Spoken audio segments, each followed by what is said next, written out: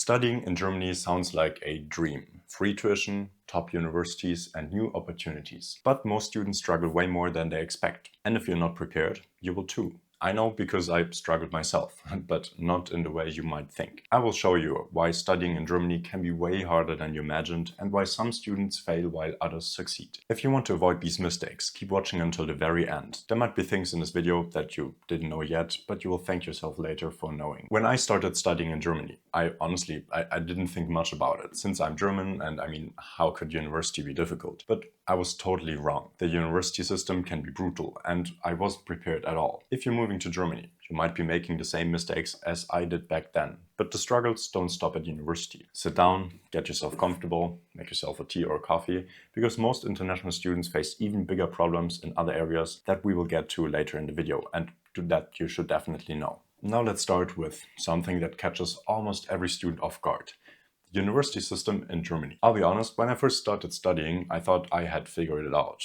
Like, maybe also self-inflated confidence, but I knew the language, I was familiar with German culture, and I had kind of good grades in high school, and I thought, oh, how could university really be that more different? The German university system is designed in a way that forces you to be independent, and if you're not prepared for that, you will struggle, just like I did in the beginning. In many countries, university is structured to keep students on track. There are weekly assignments, group projects, and graded homework, and sometimes you already get points for honestly just being there, which is kind of amazing. And in Germany, that's not necessarily the case. Here, university is built on the idea that you are responsible for your own education. In most universities, no one is going to remind you to study. No one is checking if you show up to lectures. At first, this sounds great. No attendance requirements, no mandatory homework. Sounds like freedom, right? But the freedom is exactly why so many students end up failing. Because the catch is, everything comes down to one final exam. And if you're not used to that, it can completely destroy your academic plans. Let me explain. In many German universities, your entire grade is determined by one single final exam at the end of the semester. There are no midterms to boost your score. No grade assignments to balance things out. It's all or nothing. Most students don't realize how tough the exams are until it's basically too late, until they're sitting in the exam. The questions aren't just about repeating what's in the lecture slides. Professors expect you to truly understand the material, apply it to different scenarios, and sometimes even solve problems they never explicitly taught. Of course, there's some classes that are more tough than others, and some classes are honestly a joke, but this is the general tendency at least. So what happens? Many international students, and let's be honest, almost everyone, including me, treats the semester too casually. Many skip lectures thinking they can catch up later. They don't review their notes because there are no quizzes forcing them to.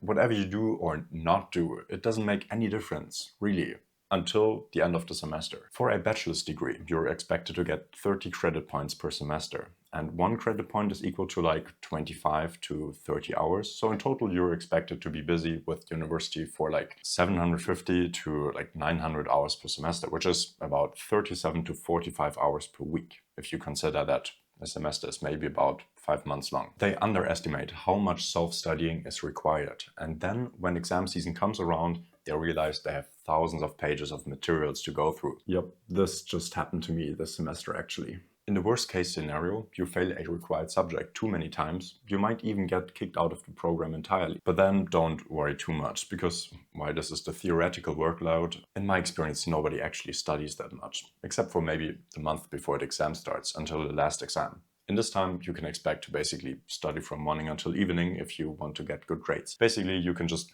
pack all of your belongings and move to the library, literally. But I also have to say that I like this period of time. You will only have these couple of exams and just focus on this, and it feels so good to finally connect all of the different lectures, and just feeling how you improve fast feels so good. In my first semester, I really struggled a lot, but over time, I was able to adjust, and now I like it. Another huge shock for students is the lecture format. In some countries, lectures are interactive. Professors engage with students, ask questions, and check if you're following along. In Germany, that can be the case if the lecture is small, but that's not always the case. In big lectures, I'm talking about 300 plus students in one single room. Many professors walk into the room, start speaking, go through their slides, and then leave. And the biggest mistake you can make is thinking that just attending lectures is enough. You need to really learn and understand the slides. And many times, at least during your masters, you will have additional resources, like scientific publications that you should read at home. And if you're used to an environment where students help each other out a lot, you might find it a bit isolating at first. That is, at least for the beginning of the bachelor programs. Maybe people don't want to share their notes or something, they're very competitive, but honestly, over time I experienced a lot of people getting more open and supportive, and that is literally the way to go. People are not unfriendly, but it just means that you have to take a little bit more of initiative. You have to actively seek out classmates to study with, and then you'll be fine. However, group works can be another challenge for international students. You'll be working with people from all over the world, and everyone has different expectations. Some students prefer structured, step-by-step teamwork, and then others take a more independent approach. In some cultures, deadlines are flexible. In Germany, they are very strict, and people expect punctuality, and so this is a source of problems in teams. Just communicating these things and then finding a solution helps a lot. So how do you avoid falling into these traps? How do you succeed in a system that expects you to be independent from day one? What has helped me was to treat university like one big project. Planning my study schedule from the very beginning, even if it feels like I have plenty of time. And not waiting until the exam season to start studying was a major change, which I almost always got right, kind of. But literally reviewing the lecture materials after class makes everything so much easier. Sometimes when additional readings are required, it's also good to not skip them entirely. That being said, I found that instead of reading the big paper, just watching maybe a YouTube video on a topic or reading a summary of the paper that you can make with ChatGPT is completely enough and provides me with enough context to follow the lecture. Also important is to always do the exercises, as they likely will be important for the exam, where they base a lot of questions on these exercises. Do you have any other struggles or tips? Leave them in the comments and check out what the other people wrote. When people think about moving to Germany, they imagine a fresh start into a country, making international friends, experiencing a new culture, and maybe even picking up the language along the way. It sounds exciting, and don't get me wrong, in many ways it is, but what no one really tells you is how difficult adjusting to the social culture in Germany can be. The way people interact, the way friendships are formed, the unspoken social rules, none of it works the way you might be used to. It's about subtle, everyday experiences that might make you feel like an outsider. And the truth is, if you don't understand how social life in Germany works, you might struggle to connect with people, even if you've lived here for years. I have an advantage here because, well, I'm German and I grew up in Germany, but I also studied abroad for a while, so I noticed the differences once I came back, and it was also shocking to me. And for international students who come here expecting to make friends like they did back home, the experience can be frustrating and sometimes even a bit isolating in the beginning. One of the first things that surprises people when they move to Germany is how direct Germans can be. If you come from a culture where small talk, politeness, and indirect communication are the norm, this can feel almost rude what Germans do. Germans don't sugarcoat things. If they think your idea is bad, they will literally say, I think this is a bad idea. If they disagree with you, they won't dance around the issue. If you make a mistake, they'll point it out without any hesitation. And if you ask for feedback, expect them to be brutally honest. That being said, if they like something, they will also tell you. And if they say something nice, you can expect that this is very true and you don't ever have to worry about where you stand with people. In many cultures, in the US, in the UK, and parts of Asia, people soften their words to be polite. They'll say, "That's an interesting idea," when they actually mean, "This is shit, I don't think this will work." In Germany, someone might just say, "I don't think that makes sense," and then move on. This can be very hard to get used to, especially in social situations. You might feel like Germans are cold or unfriendly, but that's not actually the case. To them, being direct is just being efficient and honest. We value open communication, as we believe this is how conflicts can be resolved the best. Because if everybody is honest, you can just figure out a solution rationally. It's not meant to be offensive. It's just how communication oftentimes works here. And the good news is, once you adjust, you'll realize that it actually makes things easier. I'm not saying it's better than communication in any other way. I just mean, if you're in Germany, adjusting a bit and setting your expectations makes life easier here in Germany. You don't have to guess what people mean or read between the lines. That's not necessary. If a German person says they like you, they really do. If they say they don't want to hang out, they're not being passive aggressive, they just don't want to. Like maybe they had a busy day and need some time to rest by themselves. But at least you know, and then you can just make other plans, call other people, do whatever. But this directness also applies to personal matters. If you show up late, they won't be like, "Don't worry, it's fine." They'll probably point it out and expect an explanation. It's not personal, It's just how people communicate. Another huge challenge is that making friends in Germany doesn't happen as quickly as it does in other countries. In many cultures, people strike up conversation easily, invite each other out after just meeting, and casually form friendships through small talk. In Germany, friendships take time. A lot of time. At first, this might feel like rejection. You might meet someone at a university event and have a good conversation and then feel confused when they don't seem interested in keeping in touch. Or you might invite people to hang out and get vague responses like, maybe you will see, which can feel like a polite way of saying no. But in reality, Germans just take longer to form friendships. They value deep long-term connections over casual acquaintances. They don't make friends with everybody they meet, and they usually don't engage in small talk just for the sake of it. In some cultures, you can meet someone once and immediately start hanging out regularly. In Germany, you might have to see the same person multiple times in different situations before the friendship starts to develop. It's a slow process, but the upside is that once you become friends with a German, it's usually a strong and very long-lasting friendship. The best way to meet people is to join some kind of activities, student clubs, sports teams, language exchanges, or even study groups. Germans are much more open to socializing in organized settings rather than just random encounters. If you just rely on casual conversations in class, you might struggle to build lasting connections. That being said, one reason why this is the case is because they value deep long-term connections. And most Germans actually only have a couple of close friends, but with them they do something every week, maybe several times a week, and for several years. So people prioritize long-term friends, which means in the beginning it might be difficult, but once you're friends with someone, you can completely rely on them. And they will talk with you for like hours on the phone if you go through a heartbreak. They will be the first people to knock on your door if they have the feeling something is up with you and they haven't heard of you in a while. And they will be the ones that you can ask if you need to paint your apartment or if you need to move. And they will just simply answer with an, yeah, sure, at what time and which day. I like that, but then I'm probably biased because I'm German. Okay, I'm definitely biased. Anyway, most of my close friends are friends that I still have from kindergarten and the beginning of my bachelor's. So if you come to Germany, one tip I can give you is to really use a lot of time in the beginning of your studies, because that is where friendships are formed and everybody needs friends in the beginning. So this is the best time. Talking shortly about small talk. This is something that confuses a lot of people, especially if they come from the US, UK, Latin America, countries where small talk is a big part of daily life. In Germany, people don't talk just to fill silence. That's not the case. If there's nothing important to say, they're comfortable with being quiet. And if they do talk, they prefer meaningful conversations rather than surface-level chit-chat. The silence thing really struck me like yesterday night again. I talked with one friend from Venezuela and he was talking and then like, why are you not saying anything? I was like,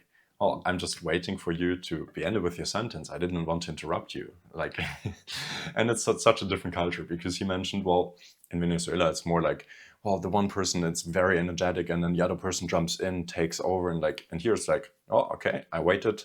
And then sometimes people get confused if German people wait until somebody's finished. But that's how it is here. It's just the way that we try to respect the other opinions. But yeah, oh yeah, and talking about this, chit-chatting and having deep conversations. This means that if you try to start a conversation with a German by saying, oh, the weather is nice, you might get a simple, yeah, and like that's it. If you're in a supermarket, the cashier is not gonna talk to you, even though the most of them will say a simple hello. But I think that's just because of like company rules. Germans don't see the point of talking for the sake of talking. They prefer conversations with purpose. So if you want to connect with people, go beyond small talk. Instead of commenting on the weather, ask about their interests, their studies, or maybe their feelings, issues, and so on. Really try to understand the other person. You can ask a lot of interesting things, basically right from the beginning on. And you also might get asked a lot of personal things as well. Like I remember when I went to a party recently where I met a handful of new people and literally the first thing that we were talking about was what we would think, what kind of red flags other people see in ourselves. Once you get into this deeper conversation, Germans are actually very engaged and willing to talk. Another thing that surprises many people is how structured social life in Germany can be. In many cultures, people just casually drop by and just knock on the door, spontaneously meet up for drinks, or have loose, flexible plans. In Germany, social events are planned in advance. If you want to meet up with someone, you usually have to schedule the days or even weeks ahead. Like right now, I know that I will meet up with 3 of my friends on Tuesday in 5 weeks at 7 p.m. for playing board games. Like, Actually, Germans like to plan their time, and they don't often do spontaneous last-minute plans. If you invite somebody out for a coffee in an hour, don't be surprised if they maybe didn't even read your message or just say no. Not because they don't want to see you, but because it wasn't planned and they have other plans. Even for just calling the other person, we reschedule a time and day. This is not because we're inflexible. Okay, we are inflexible.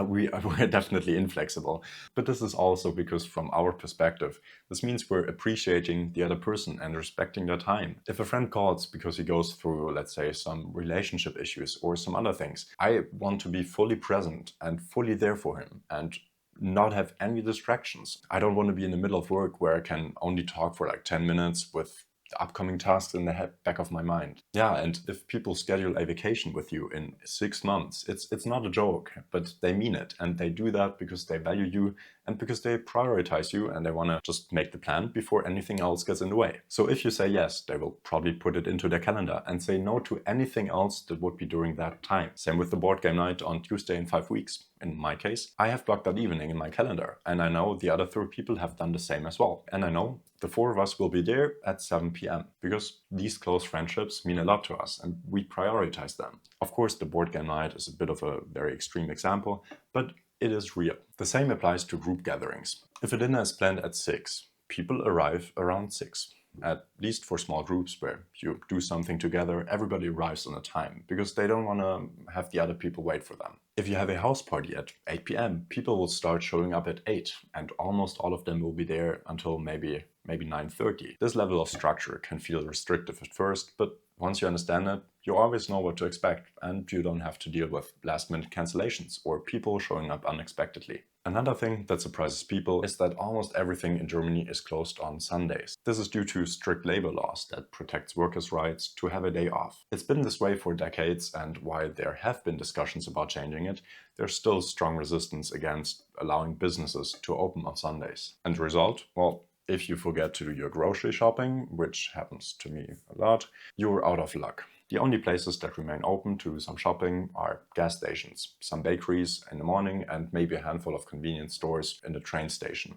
Saturdays become your last chance to buy food or other essentials before the start of the week. That being said, Sundays are extremely relaxed. People take walks outside and do all kinds of outdoor activities and invite friends over to their house. On these days, most of the people have time because, well, they definitely don't work and, well, they don't have any other things like grocery shopping. And besides culture shocks and social settings, one challenge might be bigger: the cost of living. Many people assume that because university tuition is free, or that's not exactly free, but relatively cheap, Germany must be an affordable place to live. But what most people don't realize is that while you might not be paying high tuition fees, the actual cost of living can still be surprisingly high, especially in major big cities. And if you don't budget properly, you might find yourself running out of money faster than expected. I don't want you to end up in financial trouble, so what are the biggest money struggles that you should know of? Let's start with the biggest expense you'll have in Germany: rent. This is where most of your money will go. And it's also the hardest thing to manage because finding affordable housing in cities like Munich, Berlin, or Frankfurt can be extremely difficult. If you are a student, you might think the best option is to apply for student dorms. And that is true. Students' dormitories are usually the cheapest options, often costing between like 250 to 400 euros per month. But there's a problem. There aren't enough dorms for everyone.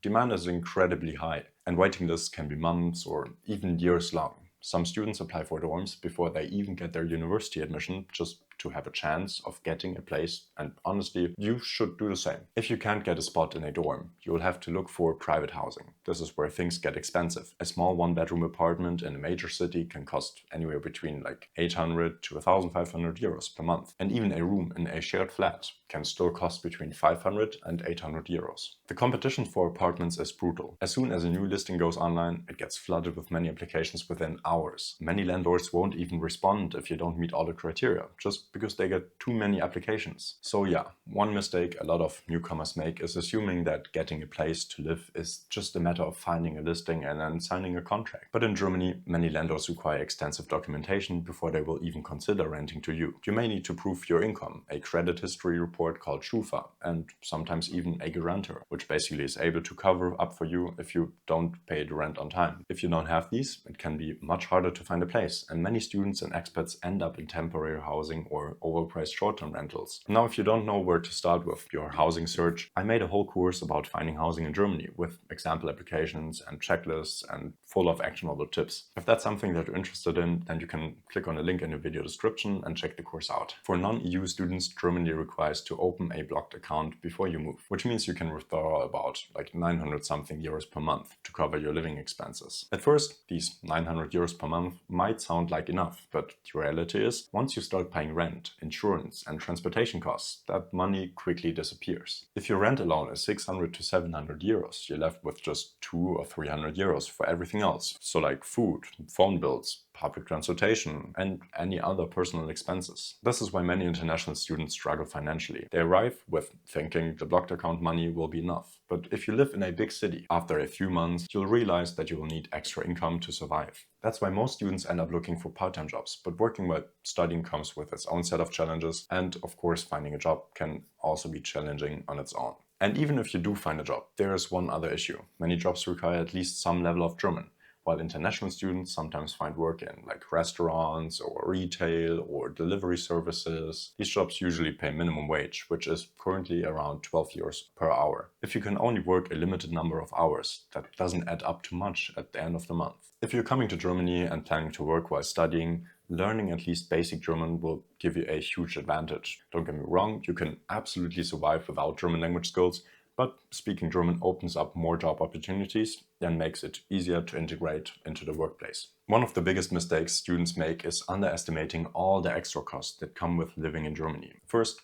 there's health insurance. If you're under 30 and studying, you're required to have public health insurance, which costs around like 120 euros per month. If you are over 30 or choose private insurance, costs can be even higher. Public transportation is luckily not a big expense. You can get the Germany ticket, which will give you access to all public local transportation, and it only costs about 38 euros per month for students at least. Drinking and eating out a lot is also quite expensive. That's why many people in Germany rather cook food by themselves or go to the student cafeteria, which offers more affordable meals. Overall, people also do a lot of activities that you can do without spending any money, like doing sports outdoors, going for a hike or swim in a lake or a river, and instead of going out for dinner, you might invite friends over to your house to make food together. Talking about money, the most important thing is of course finding a job, and even after graduation, things might be a bit of a challenge. Graduating from a German university, it should feel like an exciting new chapter, right? You've worked hard, you're ready to enter the job market and start your career. But for many international students, this is where reality hits, and well, finding a job in Germany isn't as straightforward as you might expect. Even though Germany actively encourages skilled workers to stay in Germany, the process of transitioning from being a student to employment comes with its own set of challenges. Many students assume that once they have a degree from a German university, getting a job will be easy. But the truth is, while a German degree definitely helps, it's not a guarantee of employment. In fact, a lot of graduates struggle for months before landing a job that matches their qualifications. And I mean, not only international students. It's actually quite common to start looking for jobs only after you have finished your degree, and it might take several months. But what makes finding a job after graduation so difficult? What are the most common mistakes international students make? And what can you do to improve your chances of finding work in Germany? Let's all break it down. One of the first obstacles international graduates face is the visa transition. When you're a student, your visa is relatively simple. You're enrolled in university, and as long as you meet the requirements, you can stay. But once you graduate, your student visa expires, and if you don't have a job lined up, you need to switch to a job seeker visa. This visa allows you to stay in Germany for up to 18 months after graduation while you look for a job. That sounds like plenty of time, but there's the catch. During this period, you have to support yourself financially because you're not allowed to apply for unemployment benefits. That means you need enough savings or maybe a part-time job to cover your rent, insurance and living expenses while you search for full-time employment. And once you do find a job,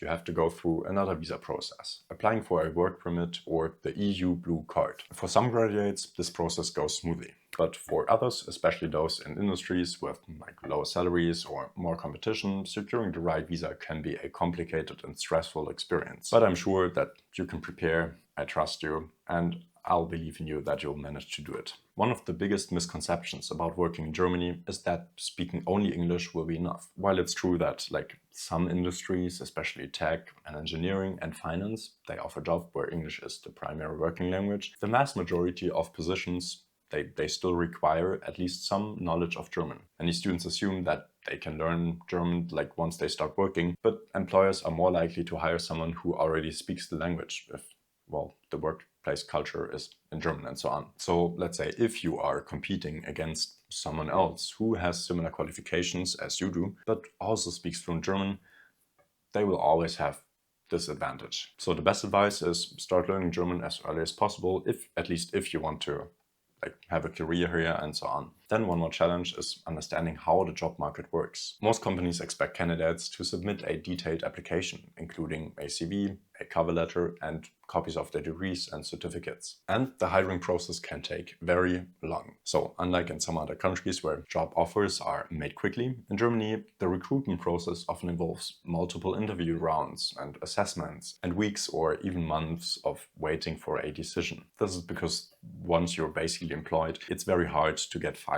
And so the companies in Germany, they want to make sure that they hire the right people. Even once you get a job offer, there's still a probation period, which usually lasts between 3 to 6 months. So during this time, both you and the employer can terminate the contract with short notice. Then you need to understand salary expectations. Many students assume that having a German degree automatically guarantees a high salary, but that's not always the case. Salaries in Germany vary significantly depending on the industry, location, and company size. I'm gonna make more videos about finding jobs in Germany in the future, so don't worry. By the way, this video took a long time to make.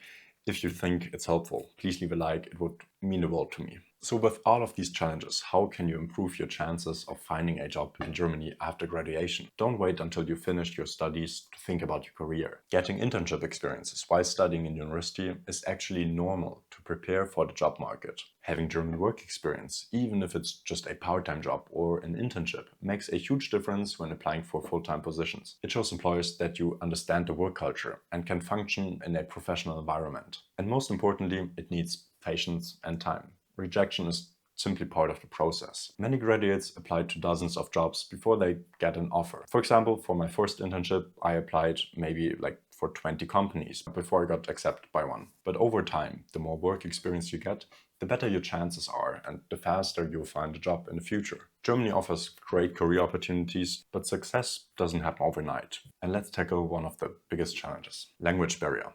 If you're coming from an English-taught program, even if you're planning to work in an international company, and even if you've been told that most Germans speak English, which is true, the reality is that not knowing German can make everything just much harder than expected. Before coming to Germany, many people assume that English will be enough to get by. They assume that because Germany is a major economic power with strong education system, a lot of people here will be fluent in English. And technically that is true. If you're in a university environment, probably everybody is able to communicate fluently in English. And if you work in an international company, English might be even the official language of communication. But just because someone understands English doesn't mean they feel comfortable speaking it. Germans are often self-conscious about their English skills. And even if they have good grammar, they might worry about their pronunciation, or they might not feel confident in casual conversations. This means that even when people do speak English, they might avoid it if they can. Outside of universities and certain workplaces, English is not commonly used in daily life, except for maybe city centers of big cities, where also a lot of tourism is happening anyway. If you walk into a government office, a doctor's clinic, a small local business, or even a supermarket in a smaller town, you'll find that people often don't speak English that well. Even in places where employees do understand English, they might still choose to speak German first and only switch if absolutely necessary. Another area where the language barrier has a huge impact is social life. Many international students struggle to make German friends, and language is one of the biggest reasons why. This happens even in university programs that are taught in English. Inside the classroom, of course, everything is in English, but the moment class ends, students start speaking German again. However, if you don't speak German, most people will make an effort to speak English when you are around, because they have a chance of improving their English and also just to include you, of course. But yeah, still over time, this can make it harder to build close friendships and feel integrated into life in Germany. If you only speak English, you might find yourself primarily socializing with other internationals, which can limit your experience and also your opportunities. Eventually, most people realize that learning German is necessary if they want to fully integrate. but learning German is easier said than done. German is kind of a complex language. The only real solution is to start learning German as early as possible if you want to learn it. Even if you only reach a beginner level before arriving, it makes a huge difference in daily life. Understanding basic words, reading signs, and being able to ask things in German makes everything easier. The key is to push yourself to use German in real-life situations, even if it's uncomfortable at first. It takes effort, but the more you use the language, the faster you'll improve. If you want to have it in a structured way, and if you're serious about integrating into German life, learning the language is essential. A friend of mine created an affordable German course together with German teachers that you can check out by clicking on a link in the video description. Again, you can get by speaking only English, but German makes everything easier. It's the difference between always feeling a bit like an outsider and actually being able to navigate life here with confidence. The sooner you will start, the easier it will be. I know it from my times abroad when I didn't speak the local language. It was possible without a doubt, but I spent most of my time only with internationals, which was of course nice, it was amazing. But I found that integrating into a culture means also that I kind of have to learn the language, at least to have the full experience. Overall, I would say these are the biggest challenges, but I want to emphasize that I believe the benefits and quality of life you can experience in Germany are much bigger than these challenges. As long as you know what to expect, and you can deal with it and have an amazing life and turn all of the challenges into amazing opportunities. If you have any additional challenges or any experiences, let me know in the comments. Any other thoughts, let me know I'm interested. Okay, see you in the next time. Keep growing.